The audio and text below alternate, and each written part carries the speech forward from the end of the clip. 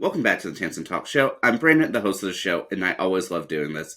Heading into episode 106, I'm excited to speak with my guest here today, Alan Pan. Welcome to the show. Hi, thanks for having me. Hi, guys. My name is Alan Pan, and I'm a college student at ODU. I study business analytics with a focus in finance, and I'm doing some side things right now. And I think we're going to talk about that in this podcast today. Oh, we absolutely will, and I hope that your day is going well today. Thank you. How's yours been? Oh, mine has been going well thus far. I'm excited for us to go ahead and let's start off with, our conversation. And so, yeah, I did want to ask, how are your studies going thus far? So my studies are going well. It's in my junior year. It's about to be my spring semester coming up, and the semester grades has been really good for me this past fall, and my grades have been good overall. I have A's. That's what I ended it with. But thank you. But it takes a lot of effort, like to get the outcome. I see the effort it takes to get that A versus the average person maybe just trying to do enough and getting by and getting a C. And I just want to keep putting forth that work to be able to get those A's and be above what I expect of myself.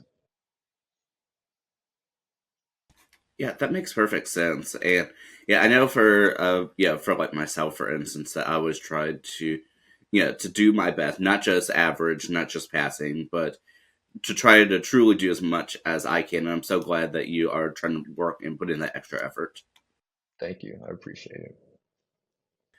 Yeah, and if I remember correctly, you had told us at least from our forms that you have a 3.97. Yes, yes, I do. Trying to work on only getting that higher or maintaining it.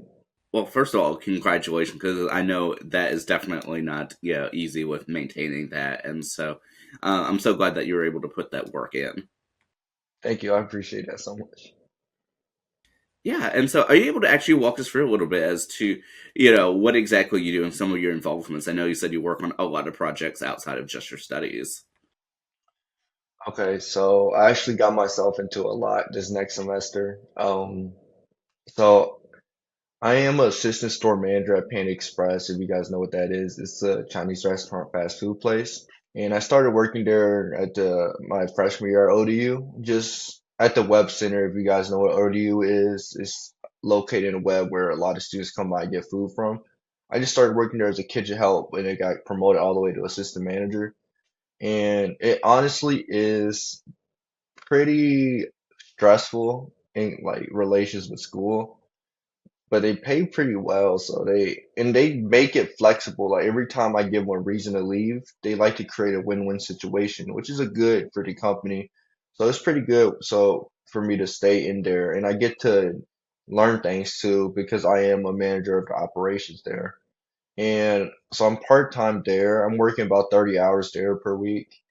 And I'm also a business analytics tutor for this business analytics 306 class. It's the course I just took this past fall semester, but I asked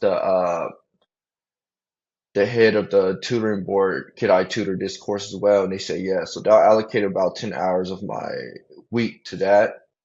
And I'm also being a public relations executive board member for this club. It's actually I created last semester. It's the Developing Men of Color Club, where we're teaching not like corporate knowledge, just financial literacy and just helping men of color grow as people.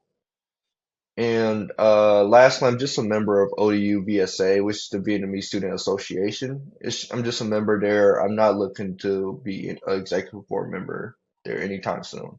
So that's the extra things I'm doing to coincide with my full-time student role at ODU.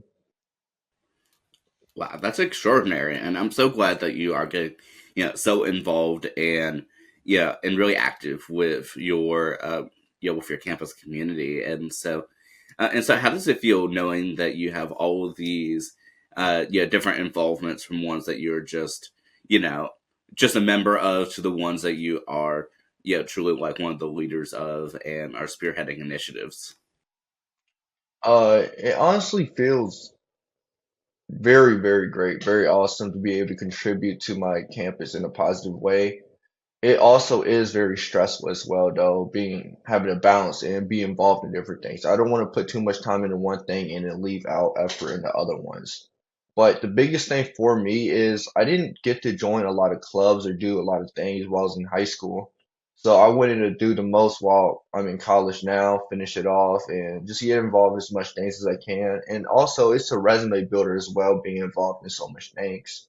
So I just want to be able to put out positive things. I didn't want to join clubs for no reason at all. I wanted to be there and actually make a change and be a part of something great.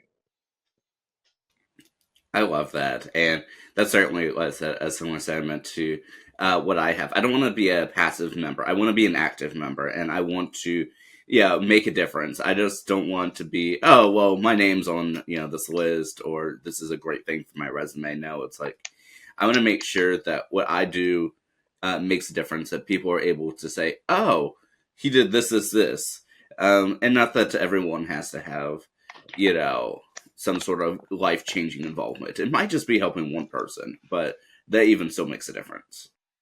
Yep, definitely, definitely. But yeah, and so before we go ahead and continue further, I did want to ask. So, had Old Dominion University (ODU) had that always been your first choice as to where you wanted to go, and especially with your major in business analytics? So actually, my life when I was in high school, what I predicted, like what I thought of, it was not ODU. My first choice was the University of Virginia and William Mary. Those were my top two choices. Those were the schools I applied for, but I didn't get in, unfortunately, to those two schools. So when I said I wasn't involved in high school and clubs, I just did minimal effort to school, and then I just joined clubs. I had a 4.3 GPA, but when it comes to competitive schools, they're looking for more than just GPA. They want to see more than that. And I didn't do the extra thing. So I didn't get into UVA, I didn't get into William and Mary, and then I was kind of at a loss. I wanted to go to UVA and be an architect. But I went to ODU and I looked at that they were accepting. I applied very late. I think this was in like March after like applications were done and stuff. And I still applied. They gave me scholarship money. I was like, okay, this is awesome. This is like I just want to go here. It seems like a pretty good school, and they gave me money to go here. So I just applied as a business major. I think I just picked econ. I didn't know what I really wanted to do. But as I went in school and I kind of narrowed it down over time, like through my experiences here, I took a course, it was in Wall Street 101, and I did like a stock presentation analysis, and my teacher gave me a recommendation, and he emphasized my financial like analysis skills and things I didn't even know about myself.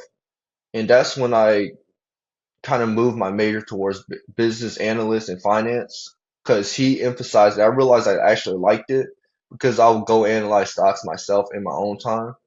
But he also like stated that I can be successful in this in the career field as well. So I can do something that I love and be do something that I'm good at and get paid for it. So I think that's a triple win, and that's where I'm ended up now. I'm really happy with my position that I'm in now, and I'm happy I chose ODU at the end of the day. I'm so glad that you are happy, let's say, at the end of the day, and that I like that even though you had put in the work to originally attend these other universities, even though it didn't work out, you didn't let that stop you. You continued on, you found a new path forward, and were able to make it happen. Thank you. I appreciate it. It was definitely a pretty depressing time though, like for that week, because my parents they were really big on getting into a big school, so it was kind of depressing. But like you said, there's no point in dwelling on something. You have to look forward and find the next best out. Well, I'm so glad, and I'm glad that your determination and your aspirations for having like big grades didn't just stop with high school. That you were able to continue that into to college, and so have you always been really determined to, let's say, to make sure that you're able to do your best in whatever it is that you set out to do? So when it comes to me, when I was in high school, I was a bit lazier. I'm not gonna lie. Like in high school, no, in middle school, I had the chance to go. It was like an ACA academy or something in the high school I went to. I could have signed up for it and I could have graduated with an associate's degree along with my high school degree. I mean high school diploma. But at the time I was just like, I don't really want to do this. Sounds like a lot of work. And then I was always naturally gifted in school, thank God, but I didn't really put in any forth effort. Like that 4.3 GPA, I got it, but I knew I was just like I was just doing, I knew what I was doing. Like I was getting all the work done, but I didn't do any extra studies to be at the top. I didn't study extra for the SAT. I just did what I knew, but I was gifted at school, so I got a 4.3 without really much effort.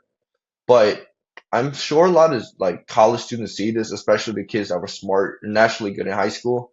They go to college and they kind of flunk college because college takes a lot more effort. So when I got to college, I was like, I have to make a change. Like I realized after I turned 18 how real life is. Like college is really important in determining where your next step is in life in general. High school is just like a introduction. College is when it gets real. So college is when I really got 110% into school and fully determined in what I wanted to do. When I was in high school, I was playing football. I was putting a lot of effort towards football versus school in general, and I think that messed me up. But now I think my focus is in the right places now. Well, I'm so glad that your focuses are in, the right places now, and that you put in the extra effort. And I like that, you said that even though you were able to survive and thrive, with relatively high marks, in high school, that was just more so because of, your natural ability. I know some of us, for instance, like, we can, like, especially for our favorite subjects, we can, get pretty far without having to put in as much effort as someone who maybe stay day and night for a similar grade. But I like that even though you had that you still wanted to make a change, that you wanted to put in that effort and honestly earn your grade. And I mean, it's definitely been paying off. Thank you, I appreciate it. Yo, but it's college definitely requires a lot of studying, retention, a lot of reviewing work in college versus high school. I didn't have to do that much effort like to get an A versus in high school versus in college. Definitely know that. Yeah, and when you entered into freshman year, how was that experience for you? And if I remember correctly, you did actually vlog a little bit of it as well.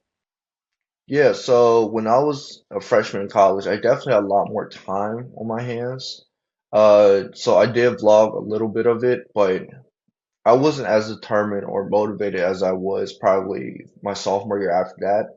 I have more time, but I didn't wake up the earliest during the day. I would probably wake up like on time for my classes and whatnot. I'm not waking up at like 7 a.m. at this time. I did vlog a bit of it. I think I only made like a few videos though, but I wasn't on the same like I shifted my channel towards like finance niche, business or like school niche after that. I was more focused on like entertainment, so it wasn't really the same concepts. And my freshman year, I was trying to figure things out, like figuring out my schedule. I just picked up a new job, getting used to the 5 classes. I have mostly prerequisite classes, so it wasn't that hard per se compared to like the classes I'm taking now, but it's still a balance because college courses compared to high school courses, you get a whole year to learn a subject. College, you get maybe like 4 months to learn a whole subject, so every day's a lot more rushed. So I was definitely getting used to that, and I didn't get back on posting on YouTube consistently until like my spring semester in my sophomore year. And then fast forward to now, I actually had to focus fully on everything I have going on in my life, so I had to take a pause from YouTube. Well, that makes perfect sense, and I like that. At the very least, though, while you had to, change up your, like I said, your content, and even take some breaks in there, which is highly understandable because I know college is highly, stressful and very time consuming, especially with all the other obligations that you have. But I like that you haven't also given up on it either, that you're still working to do it whenever you do have time, though. Yep. One thing that keeps me pushing YouTube, I keep YouTube as a way to like as an output with my own knowledge, my own accomplishments and whatnot. So during my sophomore year, I read a lot of self-help finance books. I learned a lot about the stock market, and that was information in my head I wanted to just give out. But after that point, I've been learning a lot more in school, but I want to be able to accomplish some things myself, so I'm able to give out that knowledge to my YouTube channel, give it out to my followers. Because I use my YouTube channel as an outlet to help better and other people grow as well. That's what the main point for me as well. So if I'm not learning anything and I'm not able to give out, I don't want to be able to. I don't want to just make videos just to make videos. I want to make videos when I have uh, an outlet to give out, information to give out. That makes perfect sense. And out of curiosity, like, how would you say that you've grown as a person from when you started making your original, videos that were more, vlog like to now giving out your finance information within the present day or about 4 months ago as of recording?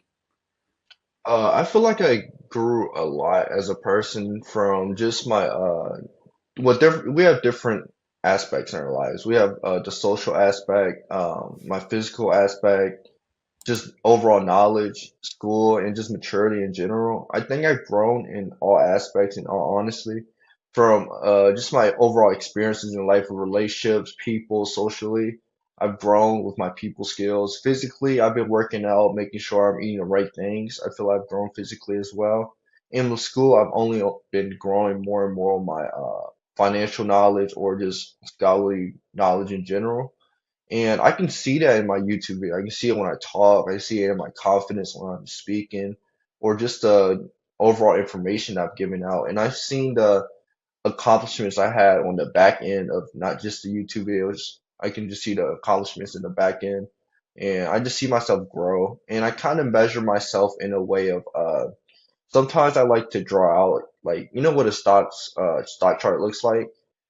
I kind of write my own stock chart like 2022, 2024, or to the end of 2020, to the beginning of 2025 now. I kind of draw out like where I went up or where I went down at. And I kind of use that to see, I'm like, okay, so it does look like I'm growing. Like I can feel like I like to think of my life as a game kind of like leveling up in a way. Sometimes you have setbacks that'll get you down, but you always got to pick it back up and improve. So I feel like I have improved since that time. I'm so glad, and I like that you said that you're able to use, the stock chart to help, sort of guide your growth, and so I did want to actually, hit over there. So, how has it been being able to, to work on your finance knowledge as you continue to grow in your education and knowledge within it? So if it's definitely great because I used it on my own personal finance. That's the first spark that got me into like all the stocks and all the other stuff. But I got to see the growth firsthand with my own finances first and with the stock market, like investments and whatnot.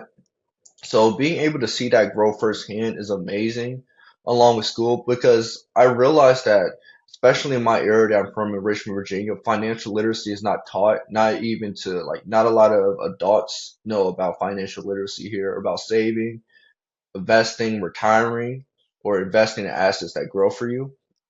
And just being able to do that while in school, like I'm learning these things myself through books and YouTube videos or through the internet because everything is online nowadays. And then I'll go to my classes and they'll start talking about the same things, and I'm seeing like, okay, I've learned aspects of this before. So seeing that, it's like it's kind of like reiteration of like the what I learned already, but just going more in depth on it. So it just feels great, like knowing I have pre-knowledge of something already that's being taught in a college classroom, and it's really cool, like just to be able to grow like that. That's so amazing, and I know, of course, you mentioned that you tutor some business classes, as well. And yeah, so that's definitely amazing. And have you been able to do some internships as well? So Yeah, so I've been doing a analytics 206 tutor this past semester. And that's where I'm going to the classroom where they're lecturing as well, but I set up one-on-one times with students to work on learning whatever topics it is. And this class is pretty difficult. It's one of those classes that is kind of hard to teach somebody, but once they get it down, it'll be really nice. So I'm teaching pretty hard to understand subject. I'm trying to make it easier for them to comprehend. As far as internships, I took one last summer with it's just with this company that's working with Verizon. They're a third party company that's connected with Verizon, and it's a sales and marketing role. So I'm doing door to door sales, but I'm also working on, which is direct sales, and I'm working on how the customers are reacting, and I get to talk with different departments about how the new pricing methods are working with customers, how different areas are affecting them, their reactions, what's working, what's not. And but I'm not a marketing major anymore. I realized that wasn't really what I wanted to do. So I switched over to business analytics and finance. I didn't want to make that change at first, but I realized it was what I had to do if I want to reach my own goals. And this year, I recently landed two internships after like 100 rejections, probably, to be honest. It was a lot of rejections. You know how it is when they send you an email like, sorry for your, thanks for your time, but we have moved forward with somebody else. But one of the acceptances was to Union Pacific Railroad, but it was in Nebraska. So it was pretty far. I like to be close to family, but I worked really hard for this second one that I just recently got accepted to. It's a corporate finance internship with Dominion Energy, and it took a lot of thank you so much, but it took a lot of studying, prepping, mock interviews. I looked through the company's financial reports. I prepped very, very heavily for this one because I had a previous interview with Dominion Energy and I didn't get that one. But this one, I prepared for this one, and I ended up getting it. And this will be the one I accepted, and I'll be taking the summer. It'll be right in Richmond, Virginia, too. So it's like everything full circle moment. Well, first of all, massive congratulations to you on that. Thank you so much.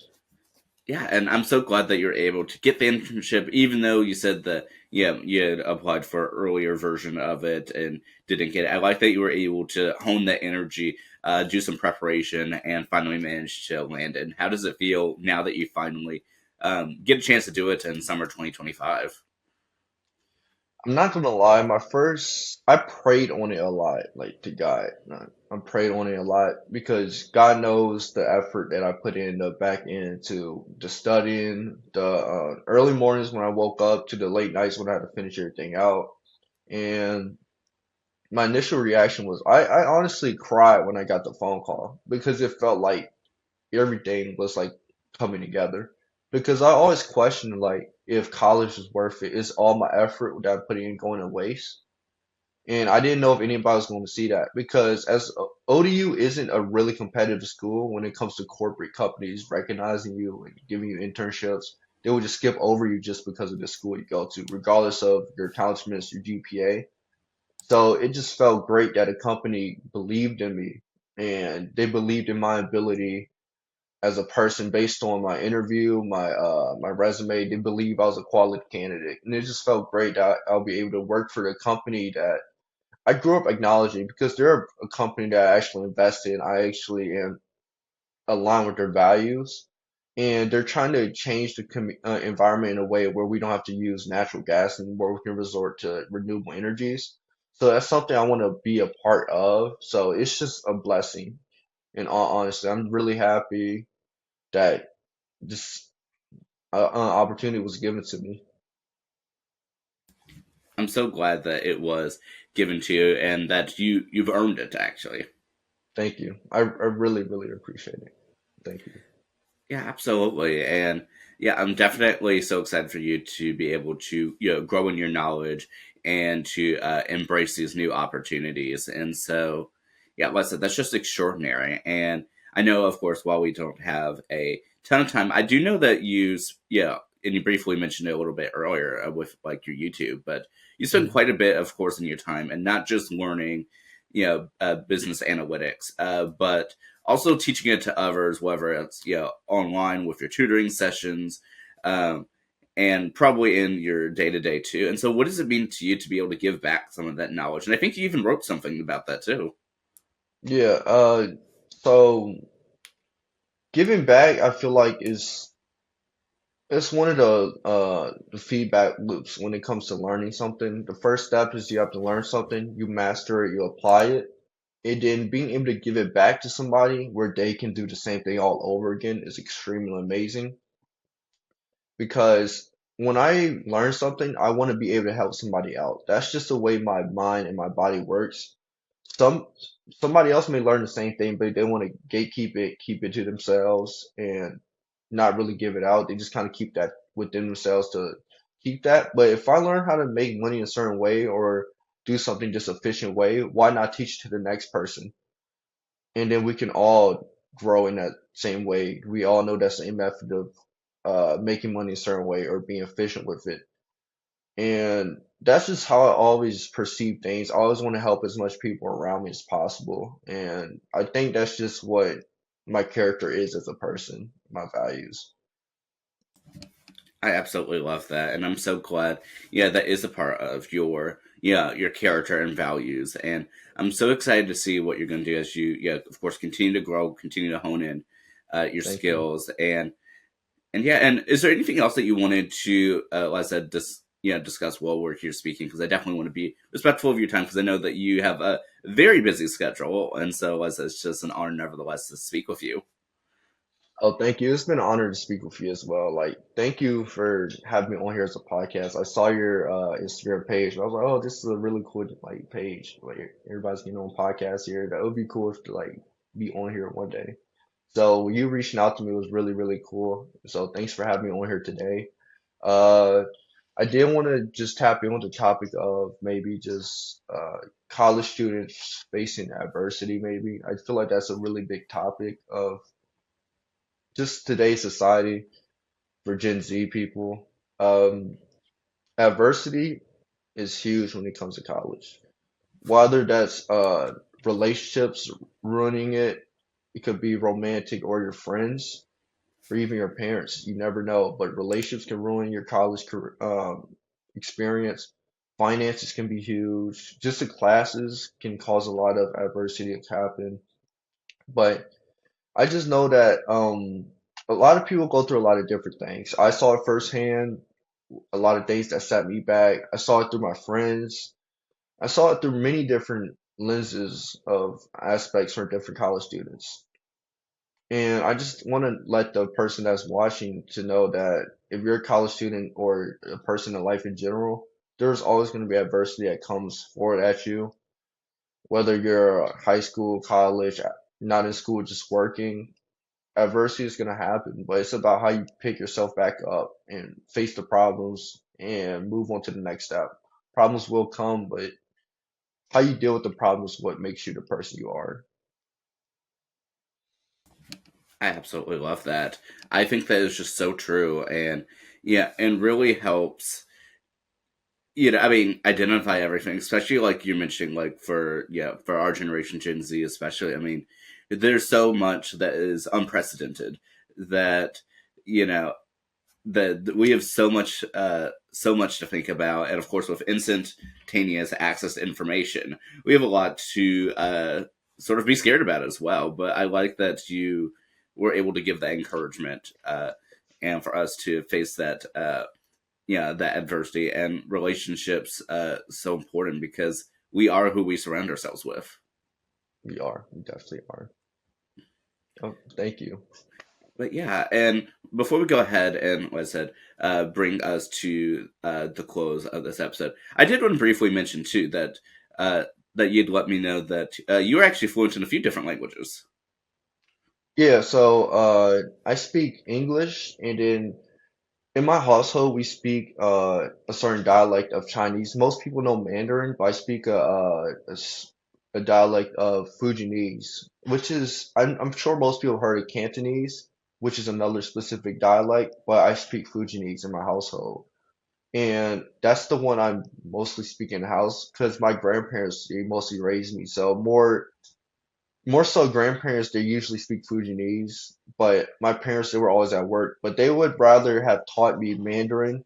I know Fujianese more than I know Mandarin. I'm conversational Mandarin, but I'm not fully like I can't speak every single thing that I want to say with Mandarin. But Fujianese, I can say most things that I want to say. So I can speak Mandarin and Fujianese as well, alongside English. That's amazing. And would you say that Thank that's you. been able to enhance some of the perspective that you bring to like the workplace and even your in your general thinking? I definitely have being able to talk to like at Panda Express. I get to talk to certain like Chinese coworkers. I get to speak a little Chinese with them, seeing like what their perspective is because sometimes they don't speak English well, so they're not communicating with other coworkers. But I'm able to talk to them, able to see their personality as well. But definitely communicating with different cultures is really it's really eye-opening because you get to see things from a different perspective. And that's why I want to travel more because I want to see more cultures and just be more open to it. Because you can't just think from the United States point of view because we're just one country in this big world. So there's more ways to think than I know. So just being open in culture is really amazing. Being able to even know more than one language. That's amazing.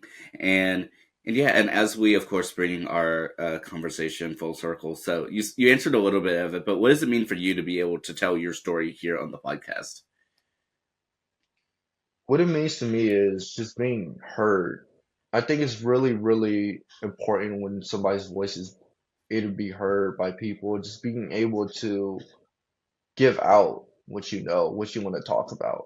And I think that's a really important aspect of life in general, being able to just say things, communicate out. It gives out, it literally is your energy flowing out of you.